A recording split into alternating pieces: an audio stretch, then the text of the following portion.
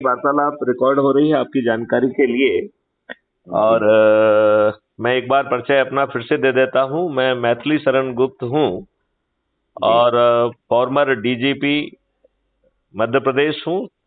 7 साल तक डीजीपी के विभिन्न पदों पर रहा हूं। डीजीपी रेलवे रहा हूं, DGP home guard, civil defence and disaster management रहा हूं और डीजीपी पुलिस रिफॉर्म रहा हूं। जी सर, जी sir. Crime free Bharat mission जो है 2017 में गवर्नमेंट ऑफ इंडिया को भेजा गया था। 2019 में ये नेशनल पुलिस मिशन के रूप में मान्यता प्राप्त है और 2021 से ये क्राइम फ्री भारत मिशन एक एनजीओ के रूप में भी स्थापित है। जी सर, जी सर। तो डॉक्टर साहब, आप मुझे ये बताइए कि आप अपने बच्चों को अच्छा भारत देना चाहते हैं या नहीं देना चाहते? देना चाहते हैं।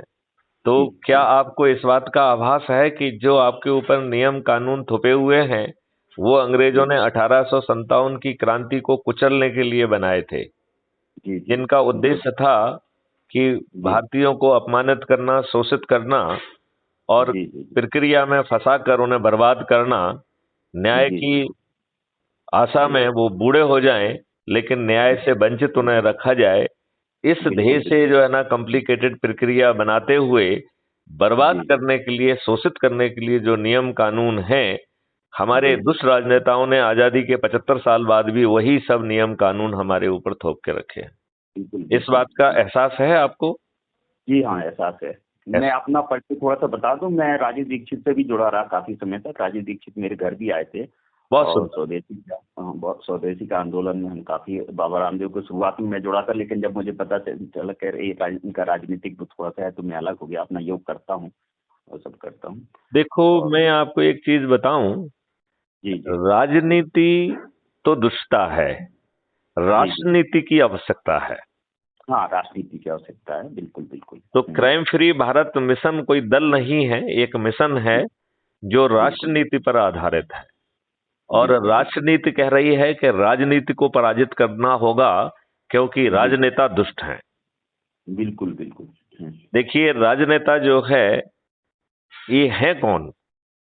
अनपढ़, गवार, बाहुबली, दुष्चरित्र और अपराधी, बिल्कुल, जो धन बल के आधार पर वो जो है अपना डिस्प्ले करते हुए बलगर स्ट्रेंथ को, आप देखिए आज चुनाव प्रचार देखिए, 1000 लोग जो है पट्टियां लेके चल रहे हैं और आप आसानी से अनुमान लगा सकते हैं कि वो सब किराए के लोग हैं। हाँ, रहते ही रहते। तो ये लोग जो है पहले खुद का चरित्र अच्छा नहीं है, फिर धन का बेहद प्रयोग करते हुए इन्होंने मीडिया से लेके हर किसी को जो है ना परचेज कर लिया है।